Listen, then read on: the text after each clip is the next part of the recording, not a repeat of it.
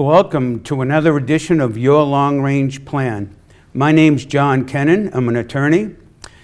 Actually an estate planning and elder law attorney here in Sandwich. And many of you know that I've been hosting the program Your Long Range Plan for a while now.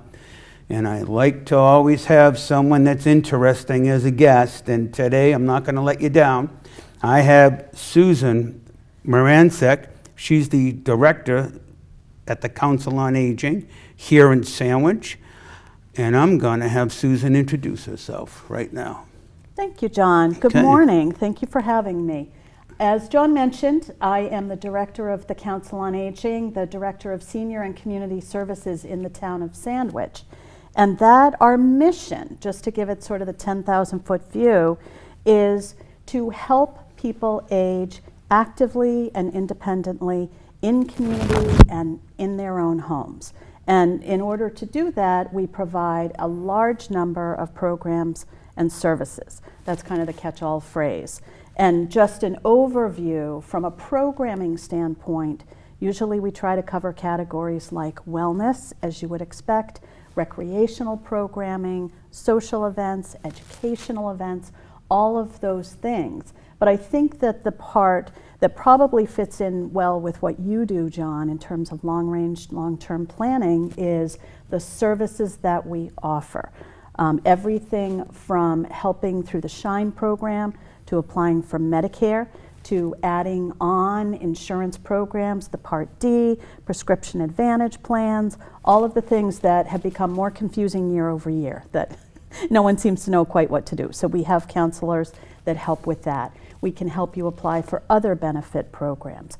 We can help you plan for aging parents in another location, because that's probably something you see every day, is adults in town, older adults who are part of the sandwich generation, which is not living in town, but it is caring for aging parents and still having younger adult children possibly at home.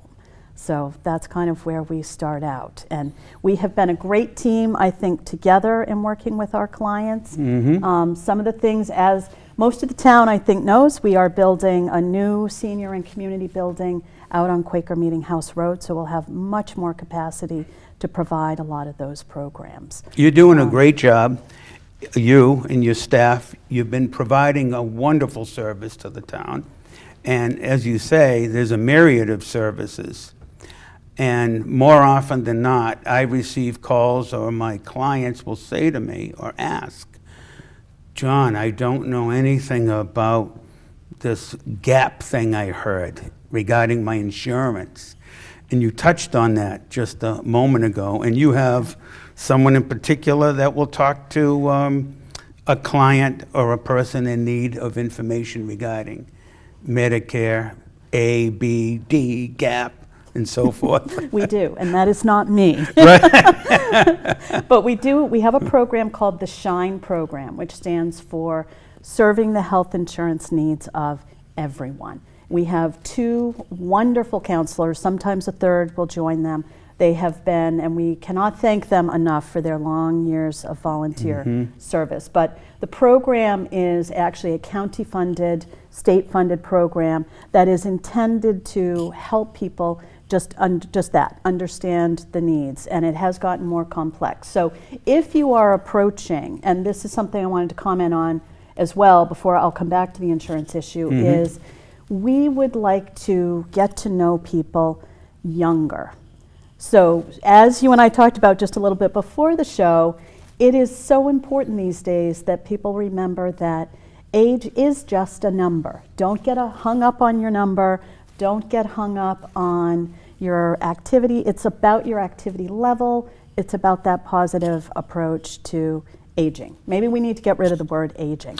Well, so I'm really pleased that you bring that issue to the forefront, because I had in my notes to ask you questions to kind of navigate that whole misconception that the Council on Aging is only for people old like me. And we have to, that's the issue too, is we have to figure out what does old mean? Right. It doesn't really, my mission is to remind people, it doesn't really mean anything. if you are living a quality life, and that doesn't mean that you may not have some physical signs of aging, some mobility issues. One of my favorite memes is that people wake up and where it used to be you'd play a hard game of tennis when you were 20 and kind of feel it the next day. Now you just sleep wrong and you feel like all the muscle aches and pains. So it is important to have a positive attitude towards aging, and that is really part of our mission. But it is, and it interests me because, getting back to the insurance issue a little bit for a second, is as people approach 65, they know that they need to do all these things, and those Shine counselors, you can make an appointment through our office, can help navigate that if you're just enrolling in Medicare. But people are so excited at that time of their life because they're also maybe anticipating retirement, and maybe that means still working part-time or doing the things you love. But you can almost hear the squealing of the brakes sort of when that round birthday, as I call it, that 60th birthday or maybe that 70th birthday approaches, and everyone thinks, oh, I don't want to be old, so they won't come to the Council on Aging. Hence my question. Yep, and part of that, I do think the new space, the new building, which will be welcoming for intergenerational programming, parts for community use, scheduled use for community, senior use. It is a much bigger, first of all, just much a bigger physical plants. We'll have the appropriate space to do things. We'll be able to have a lot more programs to accommodate all ages. But going back to what I said is we like to get to know people when they're a little bit younger, so they come to understand the full range of services that we have. And then if you don't need them, but you want to come for the the high intensity exercise class, or the osteo class, or strength and fitness, or the lectures, whatever it might be, that's great. But as you age and you tend to need less recreational programs, possibly more of the services, you already know what we have. And I think that's the message that we want to get out there. We have our outreach coordinator, Rita Wallstedt, does an absolutely incredible job serving the community needs. That's one person out there doing home visits, assessing what services our clients might need if they need home care. She has a full range of understanding of if someone is a veteran, what benefits might be out there for veterans. We also have a veterans agent who has office hours at the building every week. So if you have not looked into that and you're planning, again, getting back to your message about planning for the long term, that is part of it. You may not need it right now, but it is always better to take a look around your home. Is this a home that I can stay in as my mobility decreases? I laugh because my husband and I, as we age, we talk about retirement, and I said, now that I am in aging services, I have a whole list of non-negotiables for anywhere we might move. I like the that. house, has to be on one level. There has to be transportation available. There has to be needs in the community that suit the things that we like to do that will remain accessible. Is it cultural? Is it physical activity? Is it recreational? So come on in and have a chat with us. That's what I would tell people about what should I think about for my future retirement community. And again, that fits in very well with the estate planning piece of it, the family planning piece of it in terms of how people want their estate to look, what they want their legacy to be with the work that you do. That's another leg of the stool, so to speak. Yeah, thank you so much. I just want to pick up on something that you just alluded to, and that is the transportation, the mobility. Yeah. You have that service. If someone calls and says, I've heard wonderful things about the COA and this myriad of services that are available, but I don't drive, I have no way to get to the Council on Aging, you provide a service whereby someone will pick up an individual, drive them to the COA, and drive them home. We do indeed, and we do. First, I have to thank 3 entities. We have 2 bus drivers who had just there's no words to capture how fantastic they are. They are always there. They're on call when we need them. Sometimes they do evening programs. Sometimes they'll do weekends if we need them to, but they're there 5 days a week during our business hours. Not only do we bring people up to the building for various programs, but we take people to medical appointments, to hair appointments, those quality of life appointments that's also a non-negotiable. If there is a hair appointment, it doesn't matter. We're going to get you there. It doesn't matter what else is going on.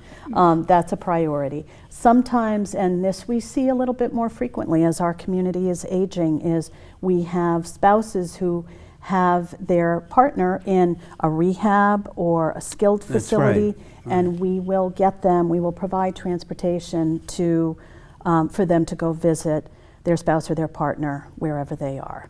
We have a geographic range that we transport within, but the third thank you goes to, we could not do that program, which is over, probably this year it's going to be about 3,500 rides for older adults in the town of Sandwich. It's an amazing number, but it is the Cape Cod Regional Transit Authority, the CCRTA, which leases us our 2 wheelchair-equipped buses, and then we also have a car, because people will often say, I don't want the Council on Aging bus in my driveway.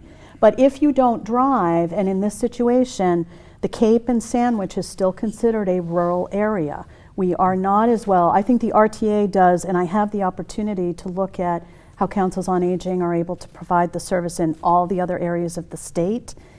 Cape Cod, the RTA does a tremendous job connecting all the various areas. It's just the hours, between what we can provide and what the RTA can provide. That's a huge service for older adults who can't drive temporarily or permanently, to get them about. So if I may, you and I, just before the show, just before sitting here today, you and I were talking about the housing situation here in town, and as well as on the Cape. But more specifically, here in town, we have an aging population. We have people selling homes. We have people renting homes. And somewhere in the mix, there's this, I'll call it a conundrum, where on the one hand, you're desirous of selling your home, but where do you go? Where is the next residency? And you do provide a service in that regard too. You're a facilitator, and you've been helping people in Sandwich match them to the best of your ability with housing, and I'd like you to talk a little bit about that as well. Well, that is definitely a hot button issue, John. Housing, and I think most people are aware, Cape-wide housing, it is definitely a crisis. We need affordable housing. We need housing that is appropriate for an aging population, and that may mean you're about to retire. It doesn't mean you're 95 or 105, but you may be about to retire and you want to downsize and do some of those things that I mentioned. Look at living on one level or something a little smaller, easier maintenance, things like that. I highly recommend coming to see our outreach coordinator just to learn about, even if you're not ready for it, learn about what the options are on the Cape and in Sandwich specifically. We have a few options in terms of subsidized housing, but the wait list is very long, and also age eligible and income eligible housing. The wait list in some places is 5 years long, but we tell people it's like the lottery. If you don't buy the ticket, in other words, do your application for the housing that you would like in the location that you would like, you're not in the system. So when it does come up, so planning ahead, come in, meet with Rita, talk about what the options might be if you want to stay here in town. Luckily we are, it can't come soon enough, building senior apartments in the Wing School location downtown. So once that project gets started, it's going to take a while to finish all 3 phases, but that will provide much needed housing. But these days, planning ahead, you need a 5-year window or more to plan ahead if you really want to stay in this area and you want to rent. I think owning is very difficult. I think a lot of people are realizing just now that their plan was always to, well, we'll sell the house and we'll downsize. Something smaller would theoretically be less expensive. It's not anymore. Yeah. And that's one of the challenges. So it is unfortunately one of, as you said, the conundrums that we face here on the Cape. And we are a very unique, being a tourist destination, a second home destination, forcing out not only the younger workforce, which is going to take care of all of us as we age, but also those of us who want to age in community and stay here in the place where maybe we raise families, maybe we were born and raised ourselves. So planning is key. So again, I recommend that you come in, talk to us. We can help you fill out applications so that you are in the queue, because you never know when something might open up. They may tell you there's a 5-year wait list, but suddenly something has happened and things open up. But you have to be in the system. What's particularly important to me, and we've talked about this an awful lot, Susan and I, and others in the community, and that is life can present so many wonderful opportunities and so many stressful opportunities. And particularly in this day and age, given this subject matter and everything that's going on in the world, without elaborating on it, I personally do my best on a daily basis when I'm talking to clients to relieve them of the burdens of some of these new stresses. And that usually transitions to a conversation about the value of being a part of, or member of, the Council on Aging community. Stress is not healthy.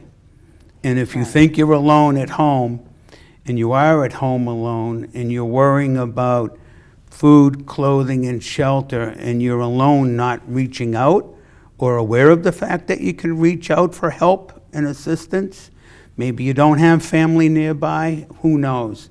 But I think that service that you provide, that comforting factor that relieves people of that added stress, i.e. fuel assistance, not many people know that you have that service.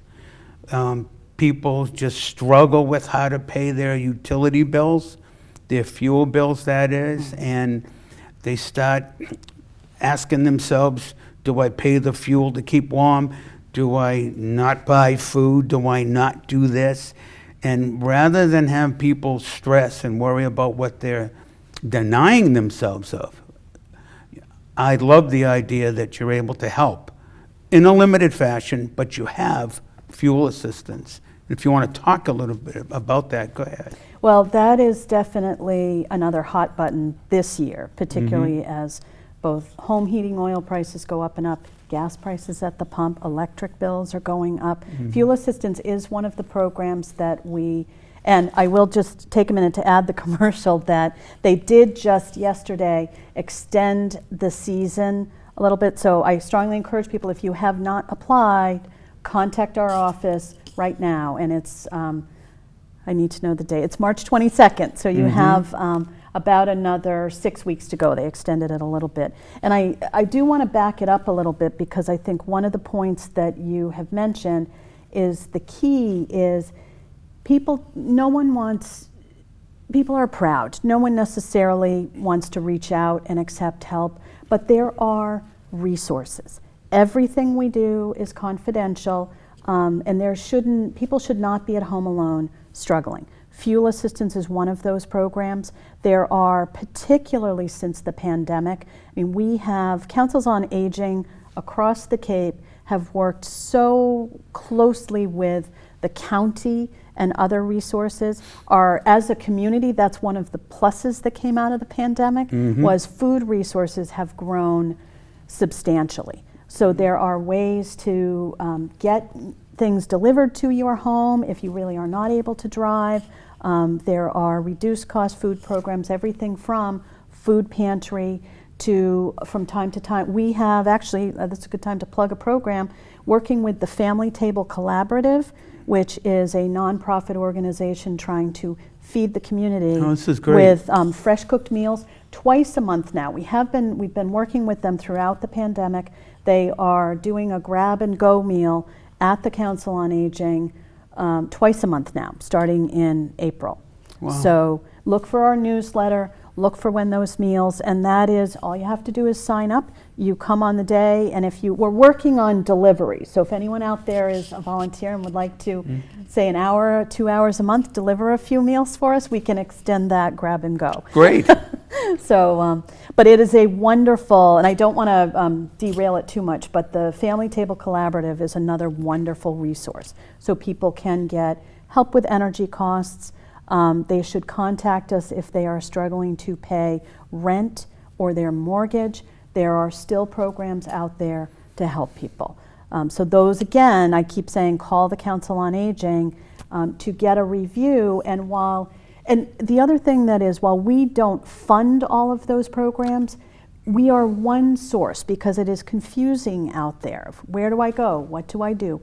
Just call us, have a conversation with us, and we can direct you. But also, we frequently will have grant funding for various programs. And one of the ones I want to mention is our respite care scholarship or grant funding. And another thank you here to the Fund for Sandwich has been a generous grantor of funds over the years for our respite care fund.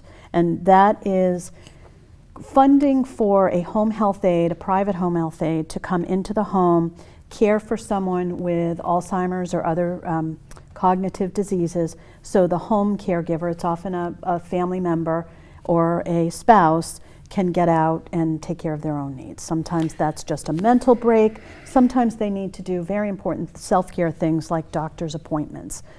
So people need to contact us. We just got a very generous grant from the state back in January. So if anybody out there needs respite care, we have 32 hours of grant-funded scholarship money. Call today. This is great. This is wonderful. So those are the kinds of things, again, people may not want to reach out for, I don't want charity from the state or the federal government, whatever it might be.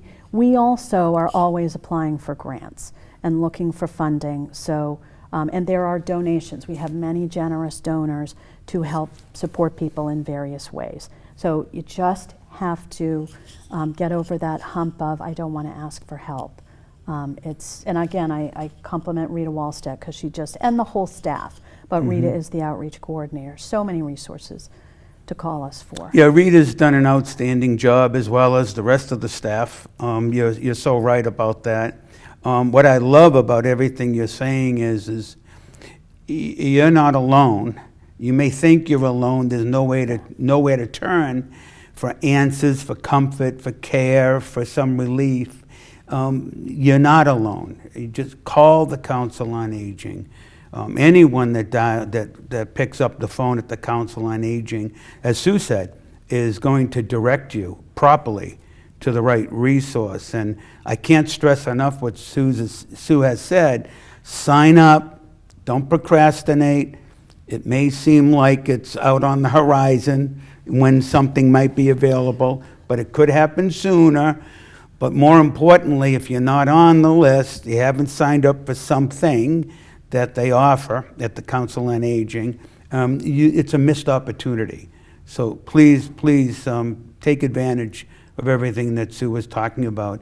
Sorry to plug you again, another commercial, but I'm really enjoying the conversation, because you do a stellar job in terms of outreach. But people are people. We're not always calling, looking, trying to learn more about services in our own town until an emergency arises. Right. And nobody wants to or should be doing anything in a time of crisis.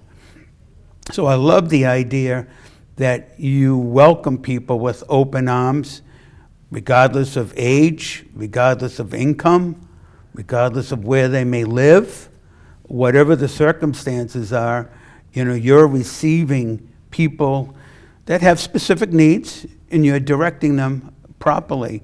And I just want to touch on something else about housing in a very, very narrow, specific way, and that is, hypothetically, I'm just going to throw this out. You have an elder living with a grandchild in the same home. And that grandchild is doing his or her best to help with the grandparent. How do we make ourselves, yourselves at the Council on Aging, known to the younger population? How do we do that? That's a great question. Yeah, I'm thinking out loud as I'm listening to you and talking to you, and what can we do together other than the conversation? Right, more And conversation. More conversation, because I can only imagine, a situation where you have the grandparent and a grandchild. I know of someone that in that situation, and this particular person calls me every now and then asking me questions, and she's a younger girl in her 20s, maybe 30, and I like the idea that she's advocating for her grandparent. I like the idea that she's asking all the right questions. When I don't have a particular answer, I tell her to call Council on Aging. Yeah. So I think we need to do more to help educate the younger population. I wonder if we should be interacting more, myself in particular as an attorney, elder law attorney, with you and the schools. Maybe we somehow come up with some kind of a model in terms of outreach with these schools. Who knows what the age may be when you bring that in. But I think the more people know about the services, and it's never too early, it's never too late, somehow we can reconcile all of that and help the community, because that's what you're all about. That's what I try to do in my office. That's why I volunteer my services at the Council on Aging, for all the same reasons why you're there. And that's your next show. We can talk about all of that. I look forward to it. But to emphasize just what you're saying, and you just added something to my to-do list. Sorry. Walker. Check. But that kind of outreach, we are happy to do that. And I think, again, the new building is going to give us just physical plant, the capacity to have more, hopefully some evening program. Obviously, we have to address staffing for that. Right. But that would, thinking about educating a younger generation, because those are the next people that will be, remembering that we have a huge age wave, that baby boomer group going through the global population right now. That generation down is the one that's going to be caring for older adults. So if we educate them now about the services that are out there, that's an excellent idea. So I'm going to toss it right back to you that we will talk about that on our next show. That'll be great. I do look forward to that. Well, this has been exciting. It's been informative for me. As much as I interact with Sue, I'm always learning something new. And please don't hesitate to call the Council on Aging for just about anything you can imagine regarding, I'll just say it, food, clothing, shelter, insurance matters, veterans matters, anything that you're struggling with that you may need an answer to, but you just can't seem to find that resource. I'd love to just emphasize, you got to call the Council on Aging. Well, I hope you enjoyed today's programming. Once again, this is your long-range plan. My guest was Susan Marancik from the Council on Aging. And Susan, thank you. Until the next time, take care.